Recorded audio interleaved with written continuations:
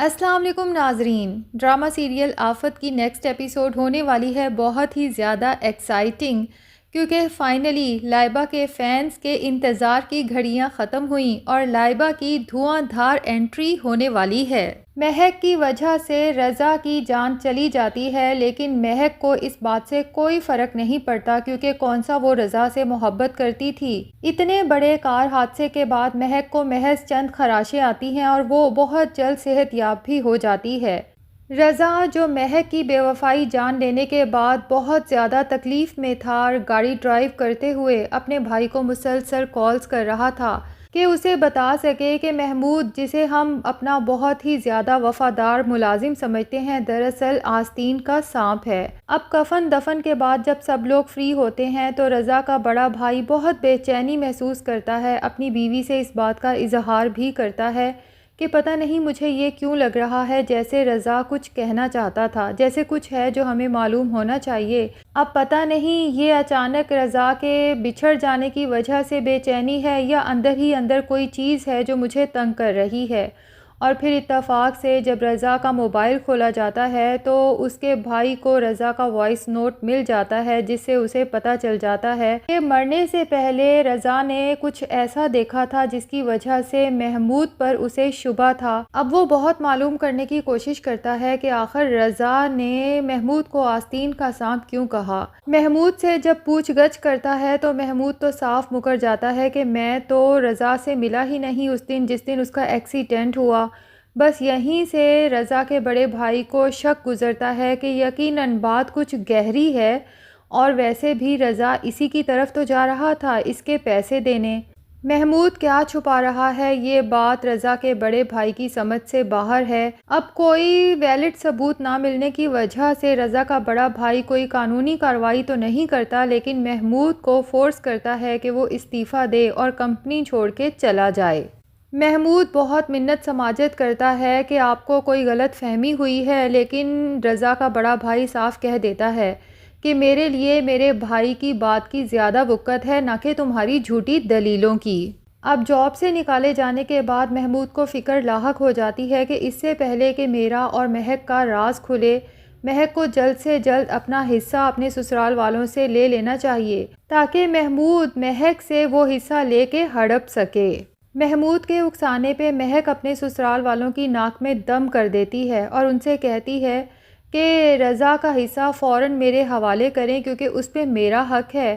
تاکہ میں اپنی زندگی کے بارے میں مزید کچھ سوچ سکوں، کیونکہ میں اب وریشا کو لے کے اس گھر سے جانا چاہتی ہوں۔ اب وریشا کا تایا جب مہک کی یہ بات سنتا ہے تو وہ تو بہت بے چین ہو جاتا ہے کہ یہ کیسی باتیں کر رہی ہے، جبکہ وریشا تو میرے بھائی کی آخری نشانی ہے۔ لیکن جب وہ مہک سے یہ بات کہتا ہے کہ میں وریشا کو اپنی نظروں سے دور ہونے نہیں دے سکتا، تو مہک کہتی ہے سیدھی طرح کہے نا کہ آپ اپنے مرحوم بھائی کا حصہ ہڑپنا چاہتے ہیں اور اسی وجہ سے وریشا کو محض بہانہ بنا رہے ہیں، ورنہ کیا میں نہیں جانتی کہ اس گھر میں میری اور میری بیٹی وریشا کی کیا اوقات ہے۔ لیکن آپ یہ نہ سمجھیے گا کہ آپ کے ان ڈراموں سے میں باز آ جاؤں گی، میں اپنے شوہر کا حق لے کے رہوں گی۔ مہک کی ایسی باتیں سننے کے بعد تو سبھی گھر والے بہت دکھی ہو جاتے ہیں۔ انہیں مہک کا حق دینے سے کوئی اعتراض نہیں، لیکن مہک جو اپنے سسرال والوں کی محبت اور مخلصی پر شک کرتی ہے،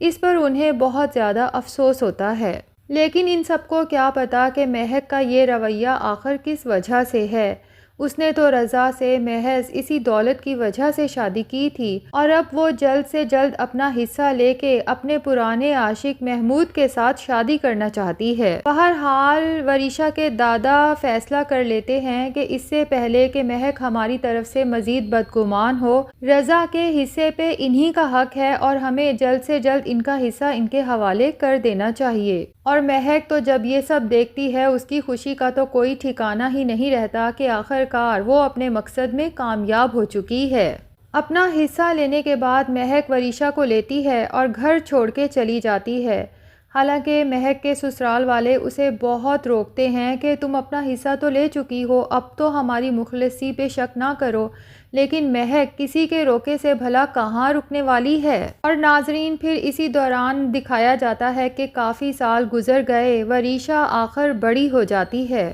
دوسری طرف وہاج اور شفا بھی بڑے ہو جاتے ہیں اور دادی آج بھی اپنی وریشا کو ویسے ہی یاد کرتی ہیں۔ دادی فجر کی نماز ادا کرنے کے بعد وہاج کے کمرے میں آتی ہیں، جو کہ نماز پڑھنے کے بعد قرآن پاک کی تلاوت میں مصروف ہوتا ہے۔ جب دادی کو اپنے کمرے میں دیکھتا ہے تو ان کے پاس آ کر بیٹھ جاتا ہے اور دادی بھی کچھ جذباتی ہو جاتی ہیں۔ وہاج سمجھ جاتا ہے کہ دادی کس وجہ سے اداس ہیں، اس لیے انہیں سمجھاتا ہے کہ اتنے سال تو گزر گئے چچی جان اور وریشا کو یہاں سے گئے ہوئے، لیکن آپ کی اداسی ہے کہ ختم ہونے کا نام ہی نہیں لے رہی۔ اور دوسری طرف دکھایا جاتا ہے وریشا کو، جو بچپن میں ہی بہت ضدی اور ہٹ دھرم تھی اور بڑے ہو کر تو پہلے سے بھی زیادہ ضدی بن چکی ہے۔ ظاہر ہے کہ ماں نے اس کا ذہن ہی اسی طرح سے فیڈ کیا ہے کہ وہ ہر کسی کے خلاف نیگیٹو ہی سوچے گی۔ صبح دیر تک سو رہی ہوگی کہ اس کے فرینڈز کی کال آ جائے گی، وہ اسے نیند سے اٹھا کے اس کی برتھ ڈے وش کریں گے،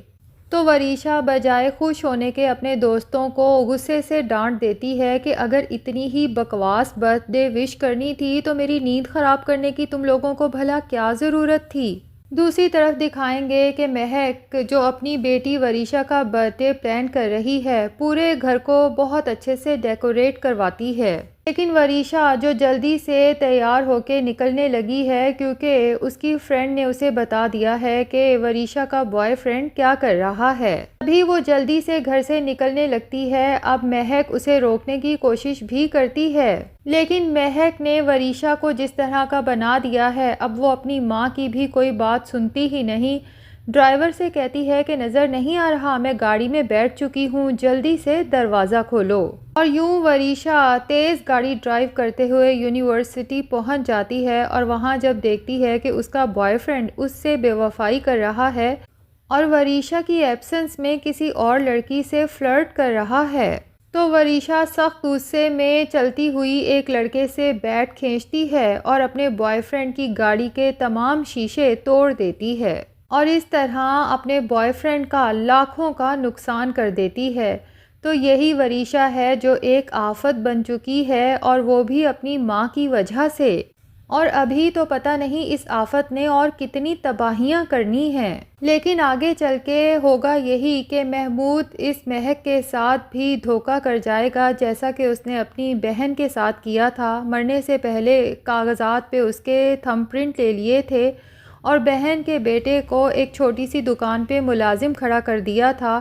بہن سے یہ جھوٹ بول کے تھم پرنٹ لیے تھے کہ تمہارے بیٹے کا بڑے سے اسکول میں ایڈمیشن کروا رہا ہوں، حالانکہ وہ پیپرز دراصل مکان کے تھے جس میں بہن کا مکان محمود اپنے نام کروا لیتا ہے، اور اب یہی کھیل محمود یقیناً مہک کے ساتھ کھیلے گا، اس سے اس کی تمام دولت جائیداد ہتھیانے کے بعد اسے اپنا اصل رنگ دکھائے گا کہ مجھے تم سے کوئی محبت نہیں تھی، میں تو صرف رضا سے اس کی دولت ہتھیانا چاہتا تھا اور اس کے لیے میں نے تمہیں مہرہ بنایا تھا۔ لیکن مہک کوئی سبق سیکھنے کی بجائے اپنے سسرال واپس چلی جائے گی، انہیں یہ شو کرائے گی کہ مجھے اپنی غلطی کا احساس ہو گیا ہے کہ مجھے گھر چھوڑ کے نہیں جانا چاہیے تھا۔